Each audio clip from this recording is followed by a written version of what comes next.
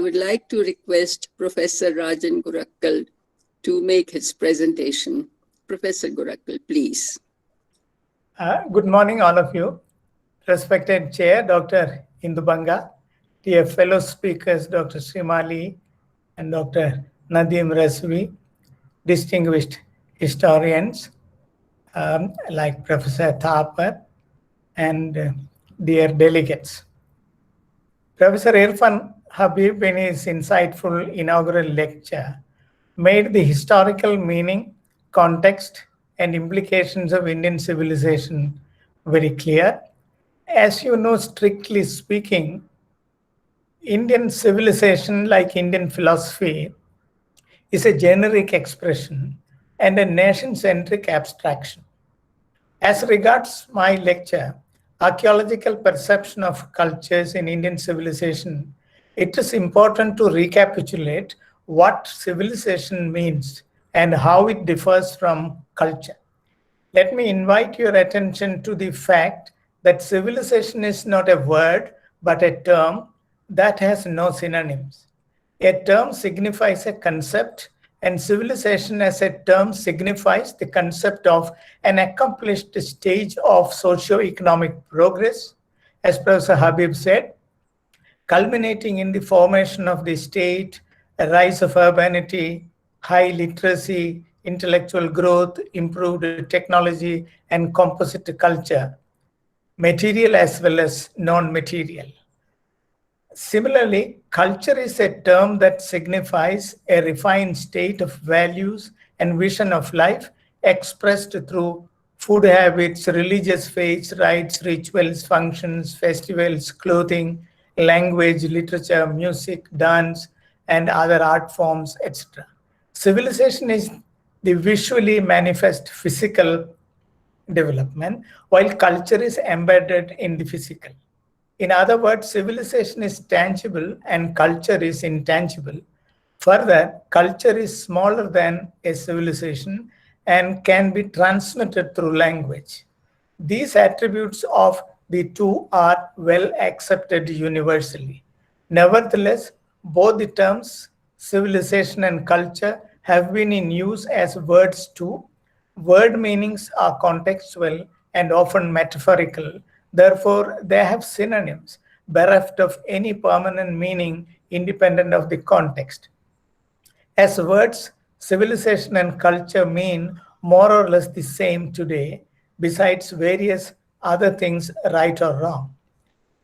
Anyway, historians and archaeologists use civilization and culture as terms to mean the universally accepted meaning. However, archaeologists use the term culture in an altogether different scale, which turns out to be problematic for a student of history. As regards civilization, they all identify Indus Valley civilization, the earliest, for the earliest civilization of India, which laid the foundation of the very concept of civilization in the history of the country. Ever since the discovery of Harappa and Mohenjo-daro, archaeologists have been exploring and excavating sites in shorter and larger radii of the two cities. There are over 1,400 sites of the civilization opened up so far, 925 in India, 475 in Pakistan, and a few in Afghanistan. Only 40 sites are located on the river Indus and its tributaries, and around 1,100 sites are located on the plains between rivers Ganges and Indus. Of all, the oldest site is Birana in Haryana, and the largest Rakhigadi in Haryana. And there, archaeologists opened up early Harappan culture, early mature Harappan culture, and late Harappan culture. Rakhigadi is the largest and the oldest site with all these sequences. Archaeological sites of the Neolithic, Chalcolithic cultures reveal the course of migrations from the Zagros region of Iran towards the Indus. The Bronze Age maritime civilization on the Indus, cutting across the national boundary, acquired a predominant place within the national geography, playing a significant role in the making of the foundation of the Indian civilization. Discussions of the variety of heredities of many migrants from different parts of the world, the West Asian agro-pastoral people, the Bronze Age merchant communities, the Dravidian-speaking farmers, the Central Asian late Bronze Age agro-pastoral Aryan-speaking nomads, and the East Asian people gained importance.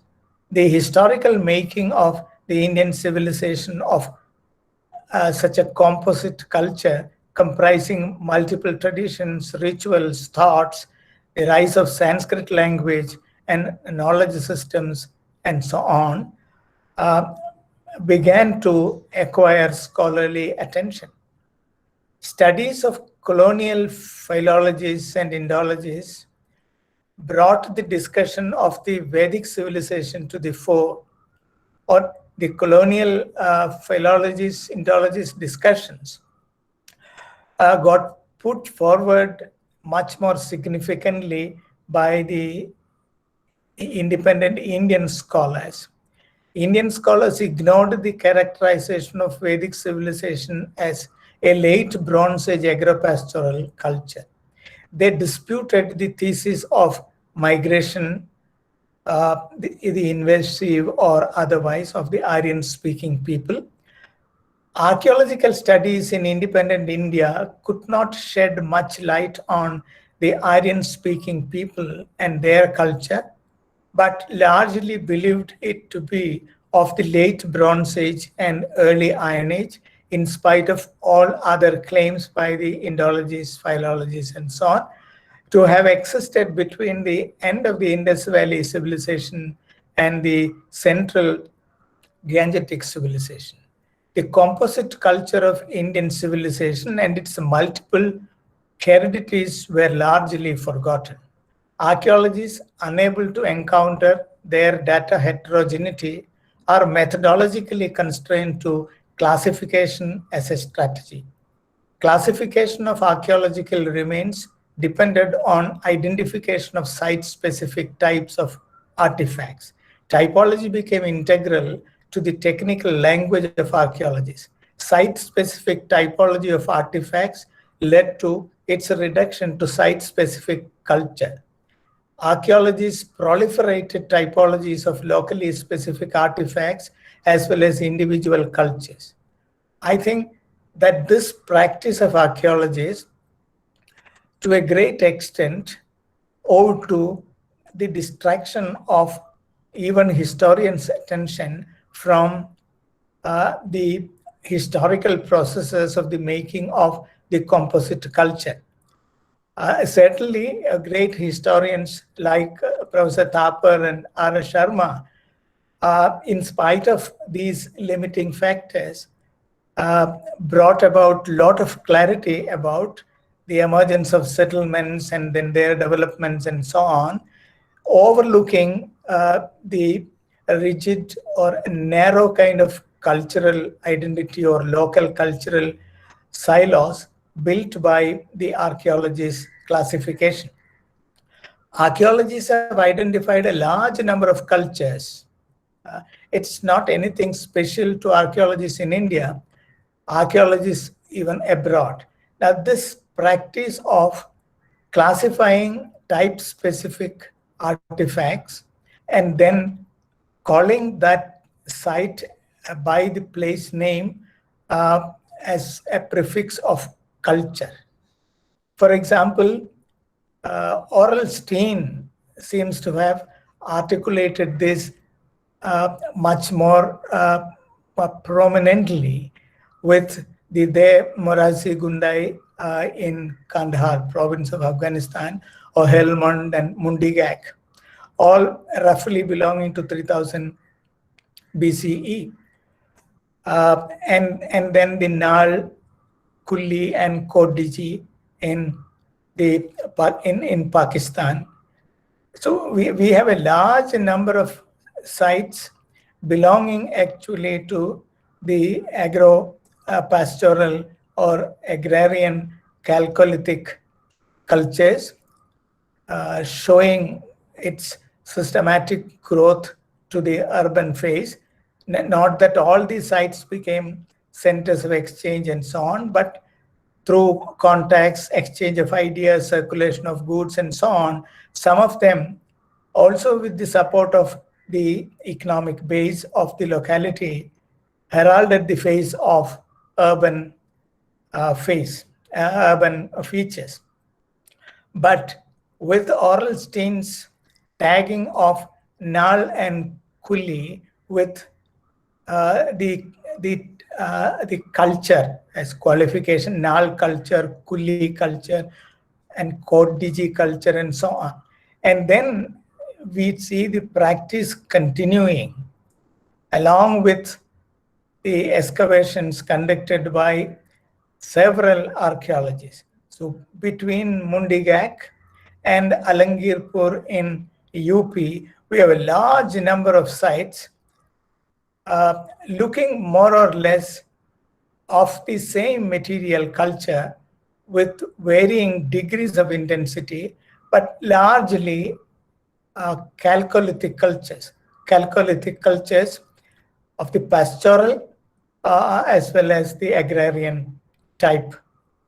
The pastoral site specifically indicated the remains of pastoral camps.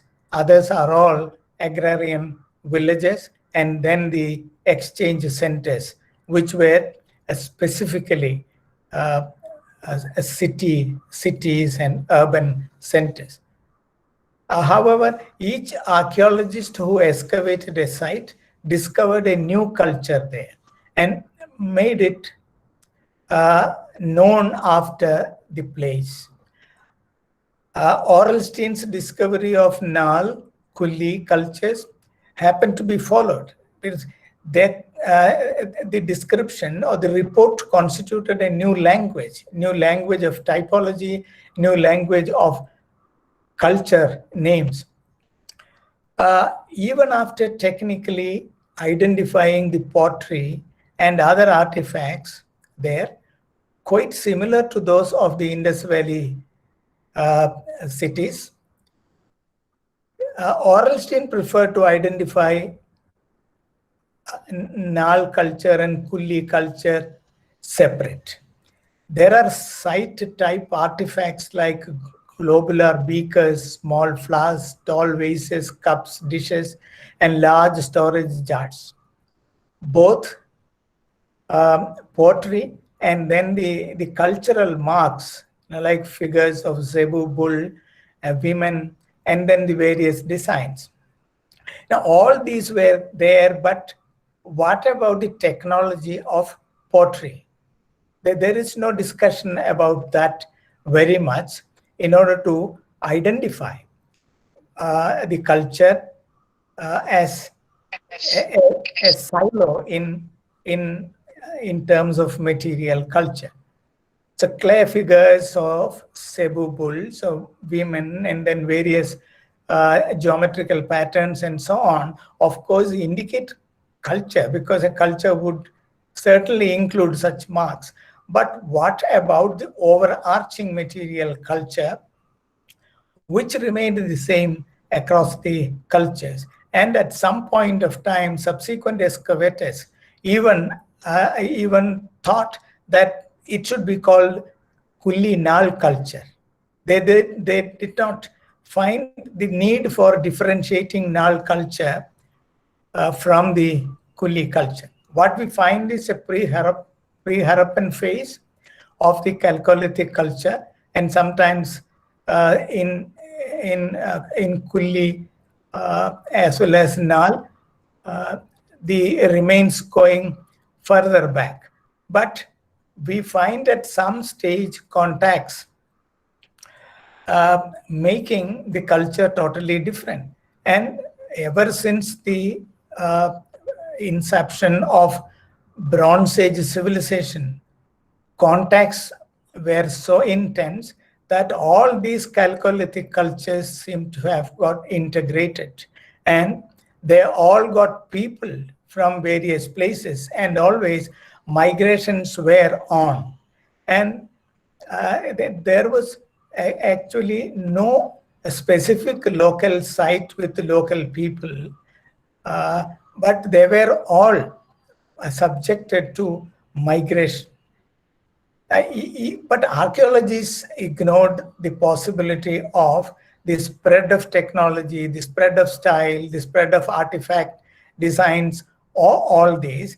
Even sour damp at a distance of 4 kilometers with the same kind of archaeological material and chronology somehow encouraged the archaeologists to call it a different culture, sour damp culture. Similarly, Amri with over 160 settlements. It only means that 160 sites got excavated. Not basically different from Nal culture or Kuli culture, is identified as a separate culture called Amri culture. The site of Zob Valley, ascribed to 4th, 3rd millennium BCE in North Balochistan of Pakistan, is just another Chalcolithic site, but it is known as Zob Valley culture or Zob culture. Likewise, Soti Siswal culture, widespread in Rajasthan, Haryana, and the Indian Punjab, in as many as 165 sites with archaeological material broadly similar to that of Kordiji and Aharbanas in southeastern Rajasthan, is stamped as a separate culture. Subsequent excavations prompted archaeologists to even differentiate between Soti and Siswal. They are called Soti culture and Siswal culture, and Ahar culture and Banas culture. So as the archaeological excavations went on, you find the identification of culture further narrowing down. Archaeologists go eloquent about the uniqueness of Soti ware, and in the same breath go about locating its presence in almost all Harappan sites in the Khagar Valley and beyond, besides in Kalibangan first phase. Still, irrespective of the chronology, the ware is called Soti ware. Apart from the fact that the archaeologist who discovered the ware first at Soti, there is no basis for calling it Soti ware. Ahar site was first identified on the banks of Ahar river in southern Rajasthan and soon discovered Banas site on the banks of same river. Archaeologists assigned these artifacts to 3000 BC, circa 3000 BC to 1500 BCE. Over 90 sites of Ahar culture, so-called Ahar culture, have been identified so far, with its concentration in the river valleys of Banas. Still, it is called Ahar culture, and its tributaries. All these on the basis of one artifact or the other out of pottery. Several sites are found in Udaipur, Chittogar, Dungapur, Banaswara, Ajmer, Tong, and Bhilwara in Bhilwara districts. They include Ahar, Chilund, Bansan, Keli, Balatal, Alod, Palod, Khor, Amoda, Nanguli, Chamkeri, Tarawat, Fachar, Pinodra, Jora, Droli, Gadriwas, Purani Marmi, Agucha, and Ojjana. Some sites of the so-called Ahar culture have been discovered at Jawad, Mandsaur, Kayata, Dangwada in Madhya Pradesh. And you find archaeologists doing the same thing. They identified Kayata as a different culture. Other than the first discovery of the pottery types at Ahar and then Banas, there was no reason to name it after Ahar and tag to a distinct culture. Interestingly, the typical Ahar pottery is black and red ware. But there the archaeologists subsequently discovered brightly slipped red ware, tan ware, burnished black ware, thin red ware, and decorated gray ware. But the indicator is black and red ware, what R.C. Agarwal thought was the representative of the culture. Likewise, several Chalcolithic sites have been discovered in the Malwa region of central India. One of the first excavated sites at Kayatha on the right bank of Choti Kali River, a tributary of the Chambal River, is named as Kayatha culture, assigning 2200 BC and 2000 BC as the time period. Excavations conducted by V.S. Wakangar during 1965-66 and M.K. Davlikar joining him. And after Davlikar and Sede Ansari in 1966 revealed layers of diverse material, diverse remains, and they classified them into 5 different periods, of course, based on stratigraphy. Actually, archaeological remains are largely the same type obtained from Ahar, but they prefer to call it as Kayatha culture. Similarly, Savalda, ascribed to circa 2200 BCE, 2000 BCE in Ahmednagar area is another similar site given the tag of a culture.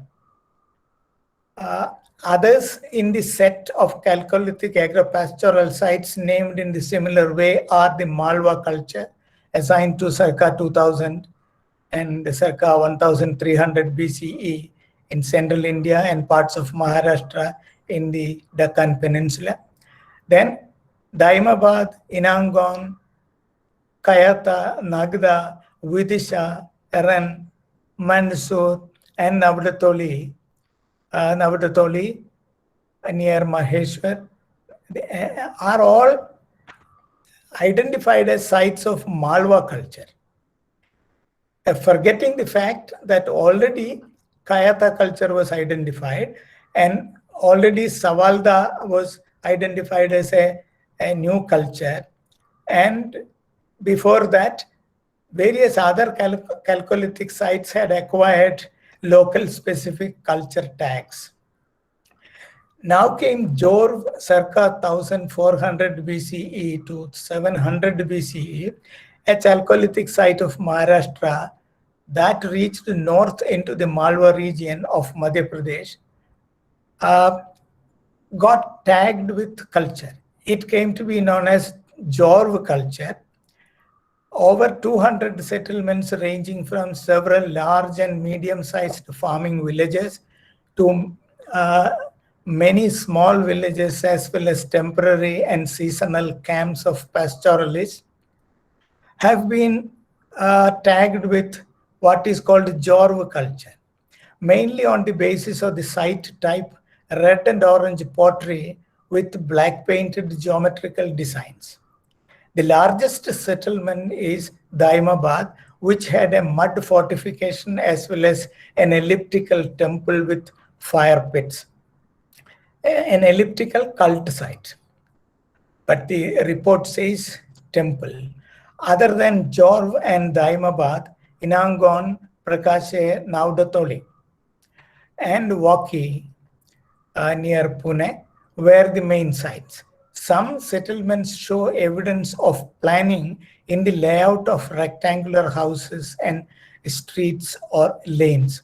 Most dwellings were small single-room dwellings, besides a few large houses with multiple rooms and granaries. It looks like a chiefdom.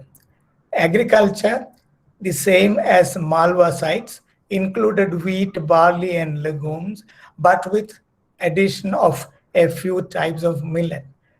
there seem to have existed exchange relations with Karnataka for procuring gold and ivory, and with coastal Gujarat and Konkan for fish, conch shell, and hematite.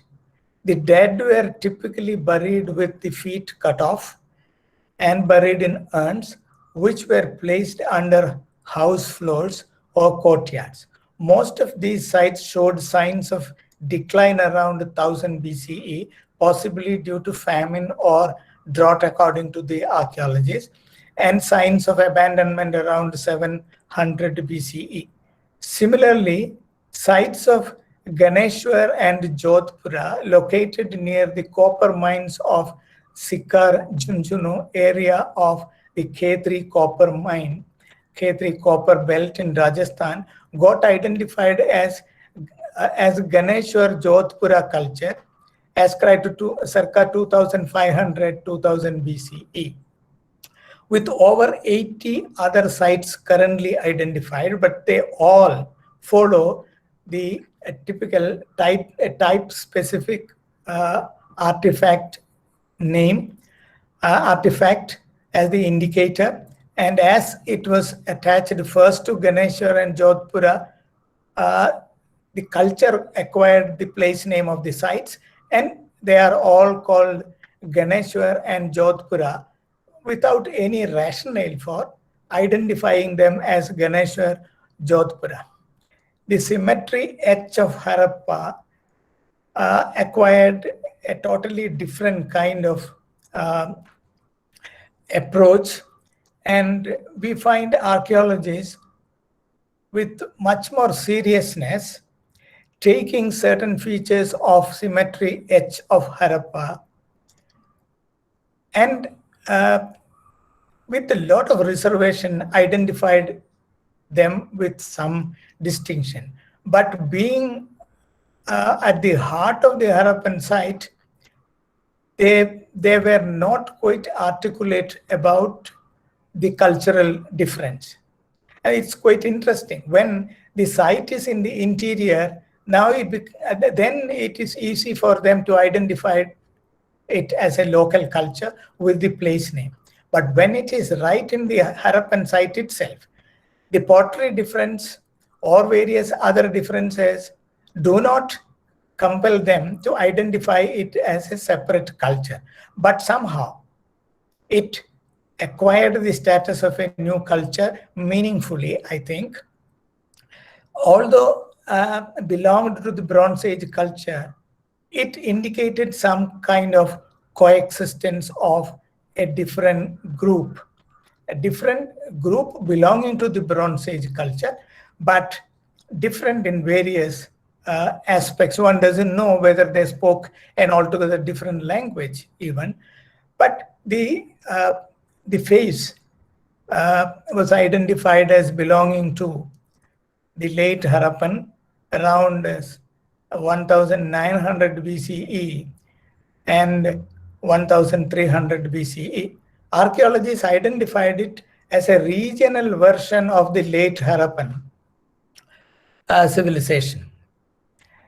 And the same approach we find in the case of cultural differences indicated by the archaeological remains of Jukar culture of Sindh and Rangpur culture of Gujarat. Then the archaeological culture or the material culture indicated by the Gandhara grave, and they identified it as Gandhara grave culture. And then the ochre-colored pottery found in various sites, but they called it as ochre-colored pottery culture. And then the copper hoard culture separately, although you find ochre-colored pottery and copper hoard mixed up.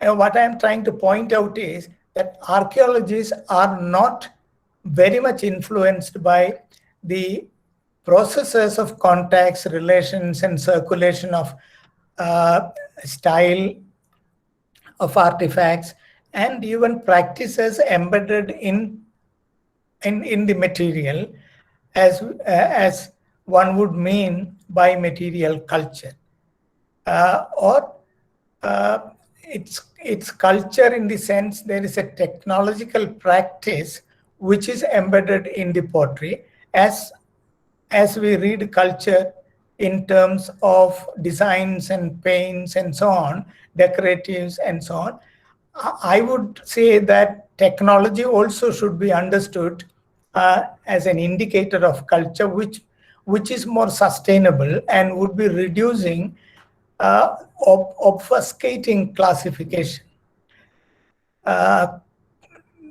Some traits of the symmetry etch culture have been identified as similar to that of Swat culture, which has been regarded as evidence of the Indo-Aryan movement towards the Indian subcontinent, but very few archaeologists were openly articulated about that. They all prefer to believe that Indo-Aryan people did not leave any archaeological remains.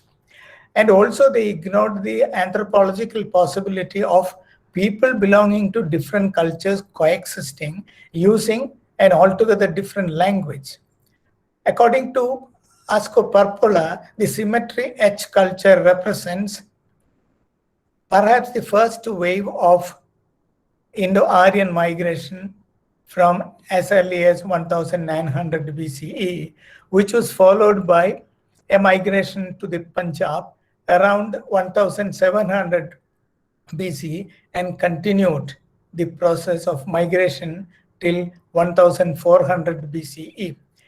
According to Kochar, the Swat Valley fourth phase co-founded the Harappan symmetry etch phase in Punjab, ascribed to circa 2000 BC, from 2000 BC to 1800 BCE, while the Rigvedic Indo-Aryans of Swat 5 later absorbed the symmetry etch people or symmetry etch culture and gave rise to the painted graveware culture of around 1400 BC.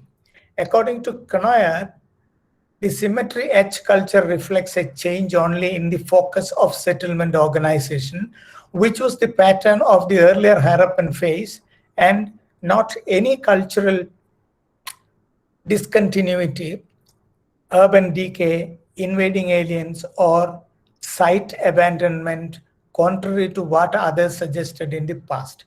According to Kennedy and Mallory and Adams, the symmetry etch culture shows clear biological affinities with the earlier population of Harappa. Now, whatever it is, my contention is that there are quite a lot of cultures, quite a lot of archaeological sites unnecessarily qualified as local cultures. Together with the Gandhara grave culture and the ochre-colored pottery culture, the symmetry etch culture is considered by some scholars as a factor in the formation of the Vedic culture. Now, until it is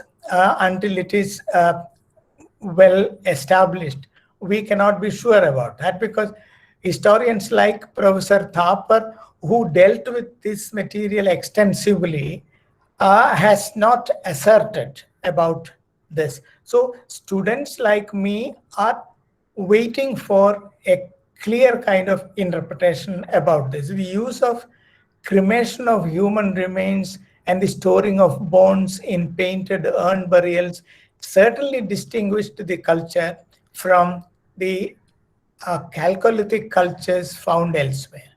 This is completely different from the Indus Valley civilization, where bodies were buried in wooden coffins. A reddish pottery painted in black and other shades. They showed designs of antelopes, peacocks, etc., sun or star motifs with different surface treatments to the earlier period also distinguished the culture. Expansion of settlements into the east, the emergence of rice cultivation or rice as the main crop, then apparent breakdown of the widespread exchange relations within Indus sites, and the disappearance of the use of marine shells, particularly shell bangles. Now, Jukar phase was a late Bronze Age culture, which archaeologists identified, that existed in the lower Indus Valley, that is Sindh, during the second millennium BCE, named after the archaeological type site Jukar in Sindh. It was identified as a regional version of the late Harappan culture, but archaeologists preferred to call it Jukar and Jungar culture because Jungar showed a different face according to them, a non-urban phase of the Chalcolithic culture. And that was characterized by crude handmade pottery and campsites of a population which was nomadic and mainly pastoralist, and is dated to approximately the late second millennium BCE and early first millennium BCE.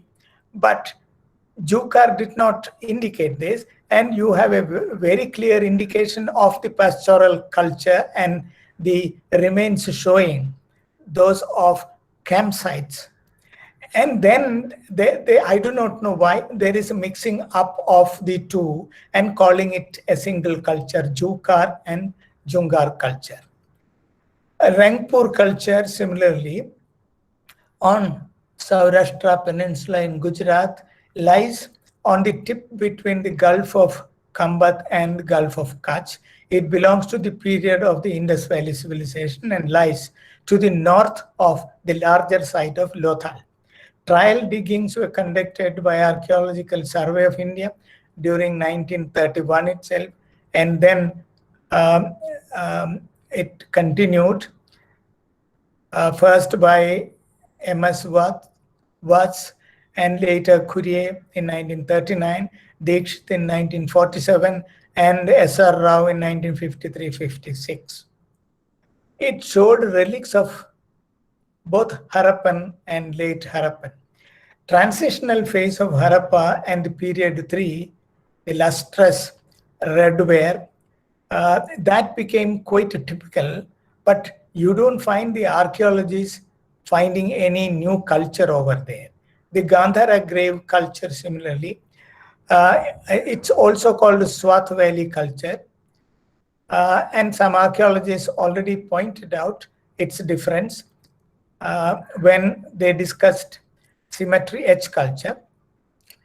The Swat culture, with its proto-historic phase, the graveyard complex, emerged around 1400 BCE and lasted until 800 BCE, and there are no burials with these features after 800 BCE as new fieldworks reveal.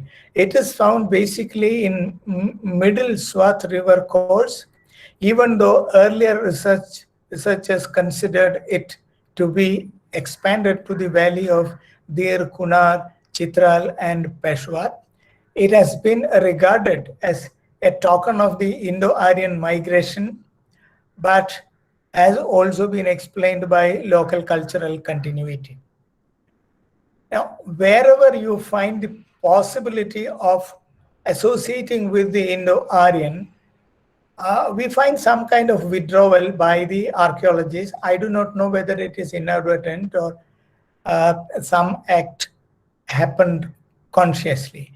Backward projections based on ancient DNA analysis suggest ancestors of Swat culture people mixed up with a population coming from Inner Asia mountain corridor, which carried steppe ancestry sometimes between 1900 and around 1500 BCE. Relevant finds artifacts found primarily in graves were distributed along the banks of the Swat and the rivers in the north, Taxila in the southeast, along the Gomal River to the south. Simply made terracotta figurines were buried with the pottery, and other items are decorated with the symbol dots. A re-evaluation of the findings suggests or suggests this so-called Gandhara grave culture, a burial tradition uh, spread across a wide geographical area rather than a specific culture. There are more than 30 cemeteries of this tradition found in Swat, surrounding valleys of their Banar, Malakand, Chitral, and so on. Now, anthropomorphic urns with cremation remains were not frequently found in graves, and most common pottery within these graves is burnished graveware and burnished redware, along with human terracotta figurines. However, later graves are more elaborate, featuring more items, various graves with horse remains and horse furniture, and so on. So the Gandhara grave culture may be an artifact of Indo-Aryan migrations, but it may also be explained by regional cultural continuity.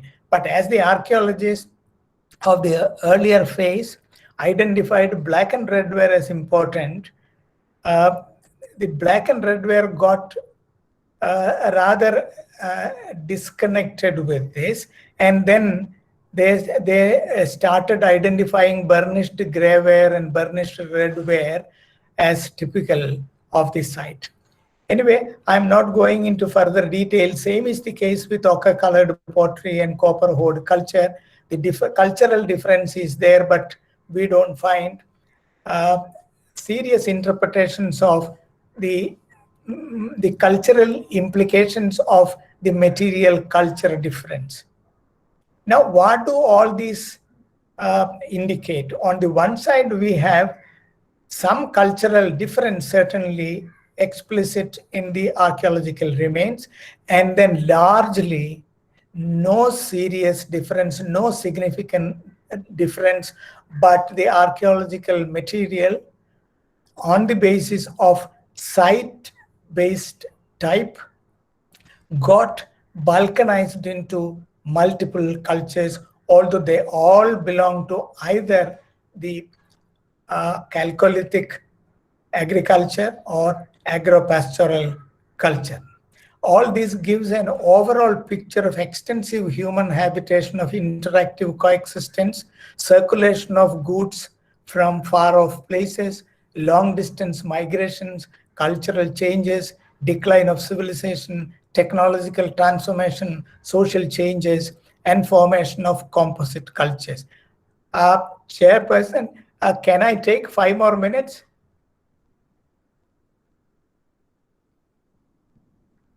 Archaeologists put the remains, they deal with broadly under material culture expressed by tools, weapons, utensils, ornaments, art, monuments, written records, religious images, clothing, and other ponderable objects produced, consumed, and exchanged. But when it comes to a local specific site, and if it is excavated by an archaeologist for the first time, then there is a type specific pottery, and then the site is named after that place with the suffix and the culture as the and the culture as the suffix and the place name as the prefix. Now I would like to wind up. Now, neither Gordon Childs' questions relating to forces and relations of production and technological change, of course, as part of forces of production, nor his methodological preoccupation with historical materialism tends to influence most archaeologists. Satisfied with the archaeological method they follow, fully scientific, unconcerned about historical methodology, and least exposed to anthropological theory, they confidently describe what they unearth as part of a separate culture. This accounts for the archaeological perception of culture as a distinct one, different from how historians have defined culture, how anthropologists have defined culture. And they proliferate typologies of artifacts, and then cultures across sites. Then subsequent excavators mechanically follow the typology and culture tagging practice. I would like to close this with the statement of Gordon Child and his insistence upon stressing forces of production as the basis of the construction of typology as a classificatory tool as well as marker of social transformation, because he reiterated that archaeology should focus on technology and technology-based practices as the indicator of culture change. Thank you very much.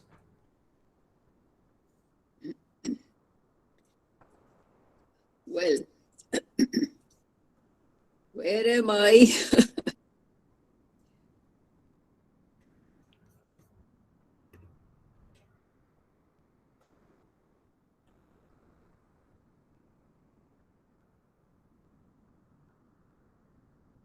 Professor Banga, you have muted yourself. Can you please unmute your mic?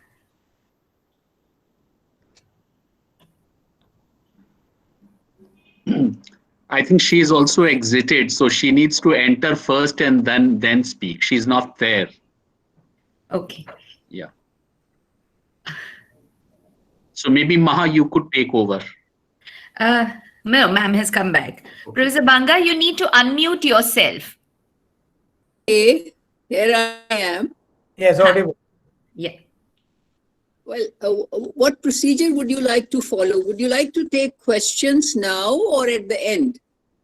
Well, yesterday we took questions immediately after each presentation, so it's really up to you as chair how you would like to do it. I think it's a good idea to have questions right now. Okay. May I just read out some of the questions that we've had on our YouTube channel? One is by SM Jha, who asks, "Sir, what can be the reason for absence of any media of exchange even in the developed urban cultures of Harappa?" We have a question from Rakesh Kumar, who says, "Don't you think the classification of pottery using technology as the basis is problematic?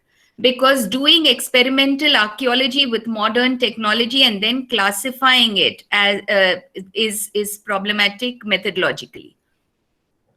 And there's a third question that is there in our chat box on the Google Meet page. There is a quotation that has been given by Pravarkar Sethi, that Rakhigadi DNA indicates that there was no Aryan invasion and no Aryan migration, and that all the developments right from the hunting-gathering stage to modern times in South Asia were done by indigenous people, unquote. What is your point of view? Okay, let me respond to the first question. Now, the evidence is spread across the Chalcolithic settlements, that the evidence for exchange and circulation of goods, ideas, and so on from the core cities of the Indus Valley civilization. You have even town planning wherever the urban planning start. We have evidence for urban planning. Then it is a Harappan planning. Harappan town planning is seen influencing them. So let us not have any doubt about the circulation of ideas, circulation of even plans and so on, indicating control by these urban sages. See, on the one side, we talk about the large area of the Indus Valley civilization, perhaps the largest of other, largest when compared to other Bronze Age civilizations. It's clear that in various sites we have evidence of exchange, although archaeologists just would say that this is Harappan pottery, there is similarity of the Harappan designs and so on. But it has to be understood as a huge area coming under the control of the big cities. And that, call it Harappan civilization or Indus Valley civilization. Then the second question, pottery may indicate various technologies, the wheel technology or the coloring technology.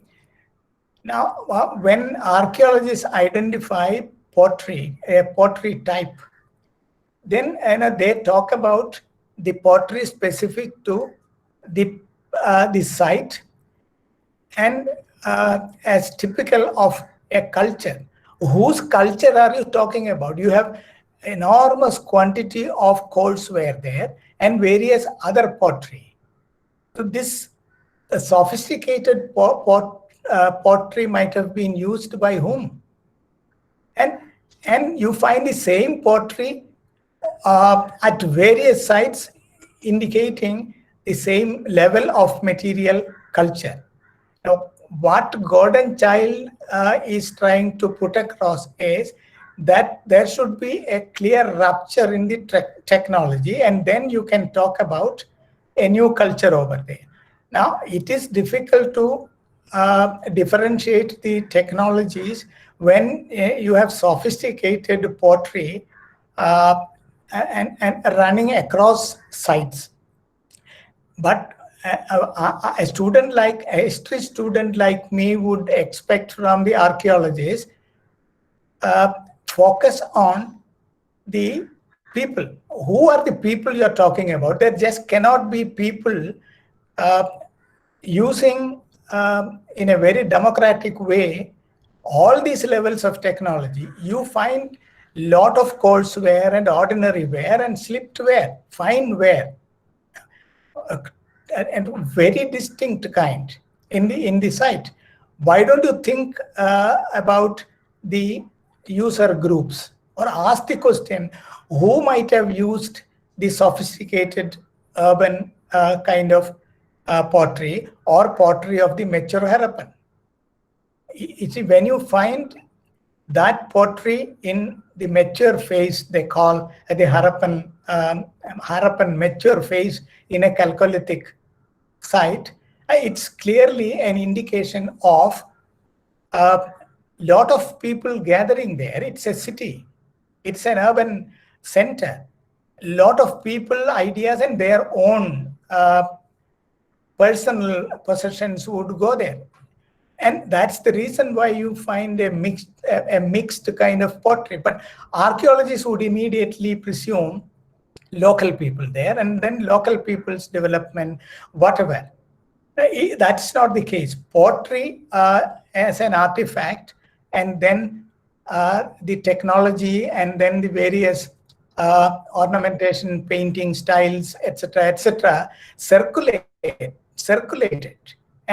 And therefore, it is difficult to identify, as you are rightly suspecting, the technology as a marker there. But that's not the way.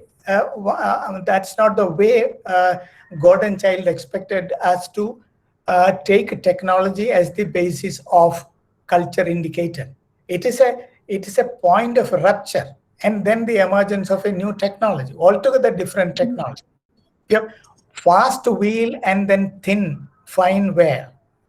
That can be a technology. But if you find some kind of a return to handmade pottery in a site, although it is dated of later period, then it means phasing out of the mature phase of Harappan culture, or phasing out or withdrawal of people drawn to the site from various other places.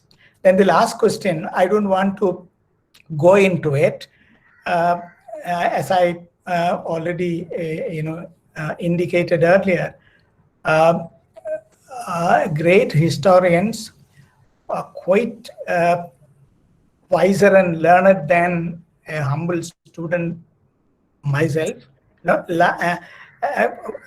Great scholars, knowledgeable in the field, and of international reputation, like Professor Thapar. Now, they have left DNA. I mean, she has distanced DNA analysis with some skepticism. So DNA is not the final thing. We need various other pieces of clinching evidence to talk about that. But I have some inclination to believe that the cultural relics that you find, you notice in the Gandhara grave culture, or in cemetery etch culture, or in OCP, or in various other places which archaeologists identify, and even black and red ware pottery, they are all indicating some culture not quite matching with the Harappan culture. It doesn't mean that wherever you find black and red ware subsequently, it cannot be interpreted accordingly. That's the reason why I'm emphasizing circulation of style, circulation of technology, sharing of practices of manufacturing artifacts and so on. And also they circulated as an item of exchange. That's all.